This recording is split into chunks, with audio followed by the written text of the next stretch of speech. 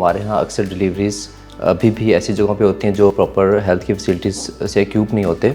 गली मोहल्लों में दाइयाँ करती हैं ये काम, जिसकी वजह से बहुत से इश्यूज़ आते हैं और उनको डिफरेंट पर्पसेस के लिए यूज़ किया जाता है। बाकायदा एक बिज़नेस बना हुआ है और उनसे लोग सर पे हाथ फिरवाना, उनसे दुआएं करवाना, ये सब एक अजीब ट्रेंड है। बजाय ये कि उनका ट्रीटमेंट करवाया जाए, उनको पेशेंट के तौर पे डील किया जाए, तो उस ट्रैक पे ले जाया जाए, इनको इस पर्पज़ के लिए यूज़ किया जाता है। हमारे पास आजकल जो ट्रेंड चला हुआ है हैवी स्कूल बैग्स का, एक अंदाजे के मुताबिक एक बच्चे का स्कूल बैग 20 केजी के राउंड भी हो सकता है और 20 केजी उस बच्चे का अपना वज़न भी बाज़ नहीं होता। तो वो कैसे?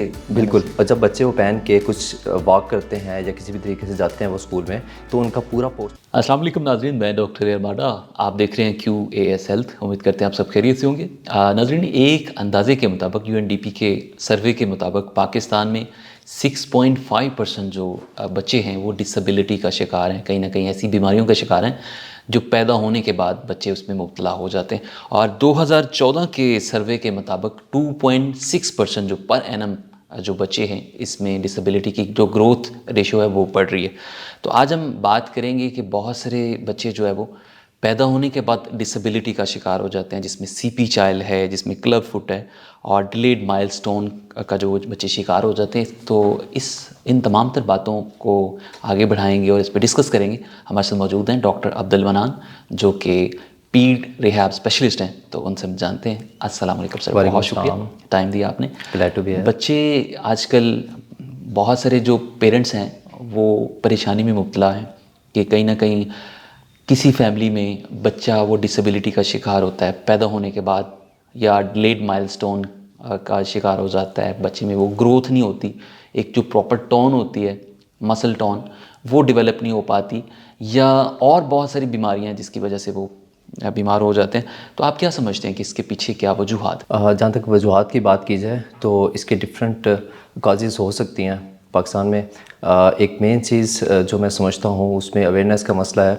बच्चों को जब कोई इशू आ रहा होता है प्रेगनेंसी में, जब पेरेंट्स में, फैमिलीज़ में कोई इशू चल रहा होता है, तो प्रेगनेंसी पे भी इफ़ेक्ट करता है। मदर की जो हेल्थ है वो बच्चे की हेल्थ पे इफ़ेक्ट कर रही होती है। तो ऐसी कंडीशन में अवेयरनेस होनी चाहिए कि बच्चे को किस तरह से डील करना है। और राइट आफ्टर बर्थ उनके, हमारे यहाँ अक्सर डिलीवरीज़ अभी भी ऐसी जगहों पे होती हैं जो प्रॉपर हेल्थ की फैसिलिटीज़ से एक्यूप नहीं होते। गली मोहल्लों में दाइयाँ करती हैं ये काम, जिसकी वजह से बहुत से इश्यूज़ आते हैं ड्यूरिंग बर्थ, बिफोर बर्थ या आफ्टर बर्थ भी। तो ऐसी कंडीशन में जब भी कोई इशू होता है तो पेरेंट्स को चाहिए कि वो एक तो प्रॉपर जगह पे ये सारी सर्विसेज जो हैं वो अवेल करें और उसके फ़ौरन बाद किसी भी स्पेशलिस्ट के पास उनकी असेसमेंट प्रॉपर करवाएं, ताकि अगर कोई बच्चों में कोई इशू आ रहा है या हमें लगता है कोई इशू हो सकता है आने वाले टाइम में, तो उस ट्रैक पर उसका ट्रीटमेंट किया जाए शुरू से, ताकि इन चीज़ों को कंट्रोल किया जा सके। अच्छा, पेरेंट्स को कब पता चलता है, या वो पेरेंट्स को कब पता चले कि ये मसला बच्चे को है? कब उनको किसी कंसल्टेंट के पास विज़िट करना चाहिए? आपका बहुत अच्छा क्वेश्चन है, क्योंकि इसमें सबसे बड़ा मसला हमें आता है कि जब हमारे पास पेशेंट्स आते हैं अमूमन, तो वो उस वक्त पे आते हैं जब उनका टाइम काफ़ी सारा वेस्ट हो चुका होता है, जब वो क्रैक्स के पास जा चुके होते हैं उससे पहले, या गली मोहल्लों में मुख्तलिफ लोगों से मशवरा ले चुके होते हैं। मैं यहाँ पर एक चीज़ आपसे शेयर करना चाहता हूँ जिस वजह से मैं इस फील्ड में आया स्पेसिफ़िकली। मैं कुछ साल पहले जब प्रैक्टिस में था, तो मेरे पास एक फ़ीमेल आई क्लिनिक पे, तो मेरा ऑफ टाइम था, मैं निकलने लगा था। वो फ़ीमेल अपने एक बच्चे को लेके आई जिसकी उम्र कुछ 2 साल के करीब थी, और उस फीमेल ने मुझे बताया कि मेरी 4 बेटियां हैं और उसके बाद अल्लाह ने मुझे एक बेटा दिया है और वो एक बच्चा भी किसी डिसेबिलिटी का शिकार है। मैं जब उनसे पूछा कि आपने इतने अरसे में अपना ट्रीटमेंट नहीं करवाया बच्चे का, तो शी सेड कि मैं इस बच्चे को बहुत से लोगों के पास लेकर गई हूँ और पीरों फ़कीरों के पास ले गई हूँ, दम करवाए हैं, इलाज करवाए हैं। कोई कहता है ये अल्लाह का वली है, कोई कहते हैं अल्लाह की भैंस है, कुछ इस तरह के वर्ड यूज़ करके। तो उस खातून को उन्होंने घर भेज दिया और प्रॉपर ट्रीटमेंट नहीं हुआ। तो मुझे तब इस बात का बहुत अफसोस हुआ कि हमारे इस पढ़े लिखे माशरे में भी कोई एक बंदा उनको अभी तक ऐसा नहीं मिला जो उनको प्रॉपर गाइड कर सके कि इसका ट्रीटमेंट मौजूद है। आप फिज़िकल थेरेपिस्ट के पास जा सकते हैं, आप फिजिशियंस के पास, स्पेशलिस्ट के पास जा सकते हैं, ताकि इसका प्रॉपर डायग्नोसिस हो और वो राइट ट्रैक पर आए। और उस बच्चे की ऐसी कंडीशन थी कि उसमें बेहतरी के चांसेस बहुत ज़्यादा थे।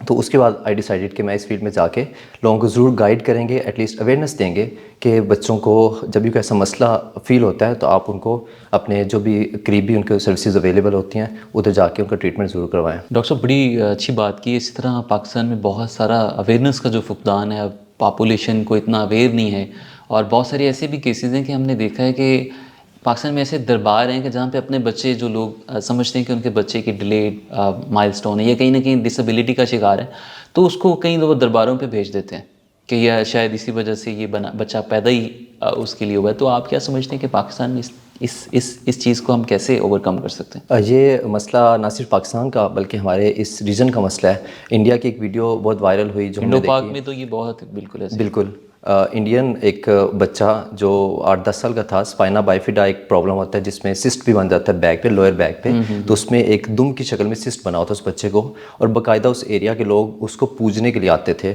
और अभी भी वो वीडियोस अवेलेबल होंगी।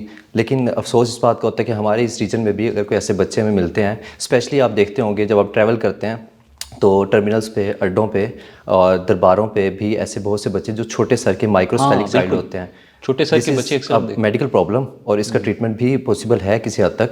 लेकिन उन बच्चों को स्पेशली एक माफिया पीछे फीड भी कर रहा होता है, उनको तैयार भी बाज़ किया जाता है जो नेचुरली भी ऐसी कंडीशन में होते हैं, और उनको डिफरेंट पर्पसेस के लिए यूज़ किया जाता है। बाकायदा एक बिजनेस बना हुआ है, और उनसे लोग सर पे हाथ फिरवाना, उनसे दुआएं करवाना, ये सब एक अजीब ट्रेंड है। बजाय ये कि उनका ट्रीटमेंट करवाया जाए, उनको पेशेंट के तौर पे डील किया जाए, तो उस ट्रैक पे ले जाया जाए, इनको इस पर्पज़ के लिए यूज़ किया जाता है। डॉक्टर साहब, ये एक फुकदान तो अपनी जगह पे है, लेकिन मैं ये पूछना चाह रहा हूँ कि बहुत सारे पेरेंट्स ऐसे हैं कि डॉक्टर के पास जाते हैं, जैसे कि पीड्स रिहैब के पास अपनी सर्विसेज के लिए जाते हैं, उनको ट्रीटमेंट के लिए भी बच्चे को ट्रीट किया जाता है। तो घर पे पेरेंट्स इसको कैसे मैनेज कर सकते हैं कि ये तरीका इलाज घर पे कैसे किया जा सकता है? ये चीज़ बहुत ज़रूरी है, क्योंकि जब भी किसी स्पेशलिस्ट के पास आप जाएंगे तो आप बच्चे को कुछ देर के लिए लेके जाएंगे, आधे घंटे, घंटे के लिए, एक सेशन के लिए। लेकिन उसके बाद जो 23 घंटे बच्चे ने अपने पेरेंट्स के साथ रहना है, अपनी फैमिली में रहना है, अपने पीयर ग्रुप में रहना है, वहाँ पर उसकी मैनेजमेंट बहुत ज़रूरी होती है। इसके लिए हम प्रेफर ये करते हैं और पेशेंट्स को गाइड ये करते हैं कि आप अपने बच्चे को किसी भी अपने करीबी स्पेशलिस्ट के पास लेके जाएँ, उनसे होम प्लान डिज़ाइन करवाएँ। उस होम प्लान का फ़ायदा ये होता है कि वो जो सेशन वहाँ पर उनको क्लिनिक पे मिल जाएगा, उसके बाद उस होम प्लान को घर पे फॉलो करें। हम एक वर्ड यूज़ करते हैं ADLS का, एक्टिविटी डेली लिविंग्स का। उसमें हमारी कोशिश होती है कि हम बच्चे का जो डेली उसकी एक्टिविटीज़ हैं उनको प्लान करें, उसमें मॉडिफिकेशन करें, कस्टमाइज़ हर बच्चे के लिए हम अलग से बनाते हैं, ताकि पेरेंट्स उनको घर पे वो एक्टिविटीज़ ना सिर्फ करवा सकें बल्कि उनको ईजिली मॉनिटर भी कर सकें, ताकि बच्चे की जो प्रोग्नोसिस है, उसका डायग्नोसिस ट्रीटमेंट है, वो बेहतर भी हो सके और जल्दी भी हो सके। डॉक्टर साहब, बहुत सारे ऐसी फैमिलीज़ हैं जिनका सोशियो इकोनॉमिक स्टेटस इतना अच्छा नहीं होता और वो अफोर्डिंग नहीं है, तो आप क्या समझते हैं कि ये तरीका इलाज थोड़ा एक्सपेंसिव भी है, तो वो लोग जो डिज़र्विंग हैं या जो मैनेज नहीं कर सकते, तो उनके लिए कि आपकी कोई सर्विसेज फ्री ऑफ कॉस्ट भी है? हमारे पास आपने पहले कुछ स्टैट्स शेयर किए, मैं एक चीज़ उसमें ऐड करता चलूँ कि ह्यूमन राइट्स वाच के मुताबिक तकरीबन पाकिस्तान में 27 मिलियन पीपल ऐसे हैं जो डिसेबिलिटीज़ का शिकार हैं। जहाँ तक बात हमारे यहाँ पे लोगों की है, 50% से ज़्यादा लोग तो अंडर प्रिविलेज्ड हैं और पॉवर्टी का शिकार हैं। तो ऐसी कंडीशन में जिनके पास खाने के लिए पैसे नहीं है, ओबियसली उनके पास हेल्थ सर्विसेज भी अवेलेबल नहीं होती।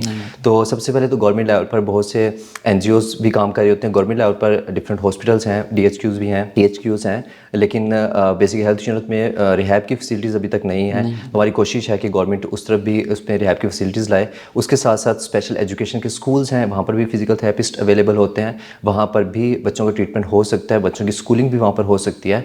और इन सब के बावजूद हमारी कोशिश ये है कि हम पेडियाट्रिक रिहेबिलिटेशन ऑर्गेनाइजेशन के अंडर हम पूरे पाकिस्तान से जो भी रिहैब के स्पेशलिस्ट हैं या पीड्स के रिलेटेड जितने भी लोग हैं उनको एक प्लेटफॉर्म पे लाकर उन एरियाज़ में जहाँ पर ट्रीटमेंट अवेलेबल नहीं है, हमारी कोशिश होती है कि जब भी लोग हमसे कांटेक्ट करते हैं तो हम उनके एरियाज़ में उनको सर्विसेज प्रोवाइड करें, फ्री ऑफ कॉस्ट भी कर सकते हैं, और जो अफोर्डिंग होते हैं या जो हमें सपोर्ट करना चाहते हैं वो भी उसमें करते हैं। अच्छा डॉक्टर साहब, मुझे स्कूल से याद है कि हैवी बैग्स बच्चे जो छोटी उम्र में जब इतना उन पे वो किताबों का बोझ लाद दिया जाता है, तो वो कमर दर्द का शिकार करते हैं, मतलब कंप्लेन कर रहे होते हैं। या छोटे बच्चों में हमने देखा है कि कमर, वो कहते हैं जी हमें कमर दर्द होना शुरू होगी, तो उसकी भी वजूहात क्या होती है? आपका बड़ा इंटरेस्टिंग क्वेश्चन है। हमारे पास आजकल जो ट्रेंड चला हुआ है हैवी स्कूल बैग्स का, एक अंदाजे के मुताबिक एक बच्चे का स्कूल बैग 20 kg के राउंड भी हो सकता है, और 20 kg उस बच्चे का अपना वजन भी बाज़ नहीं होता। तो वो कैसे?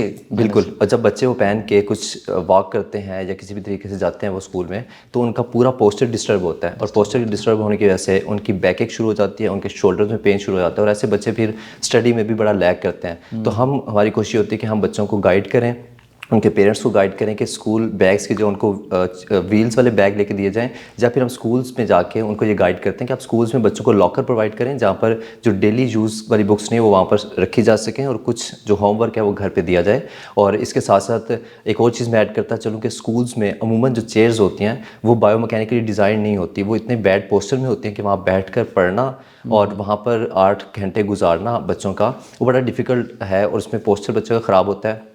ना सिर्फ उससे हेल्थ ख़राब हो रही थी, उसकी वजह से बच्चे की ग्रोथ और डेवलपमेंट और जो स्टडी में लैग करना वो सब इश्यूज़ भी इस वजह से आ रहे होते हैं। तो एक तो ये कि स्कूल्स में ऐसे लॉकर्स मौजूद होने चाहिए जहाँ पर बच्चों को बैग वहाँ स्टोर करने की जगह हो, और घर में भी पेरेंट्स को चाहिए कि कोई भी ऐसी फैसिलिटी व्हील्स लगा जो बैग होते हैं वो यूज़ कर लिए जाए, या फिर एटलीस्ट उसका वेट कम कर लिया जाए। डॉक्टर साहब, फिजिकल ग्रोथ के साथ साथ मेंटल ग्रोथ भी बहुत ज़रूरी है। तो बहुत सारे बच्चे जो है वो स्क्रीन एडिक्शन का शिकार हैं, तो उससे हम कैसे बचाव कर सकते हैं बच्चों को? आज का ये मसला बहुत ज़्यादा आ रहा है, स्पेशली कोविड के बाद से हमारे पास बहुत से केसेस ऐसे आए हैं।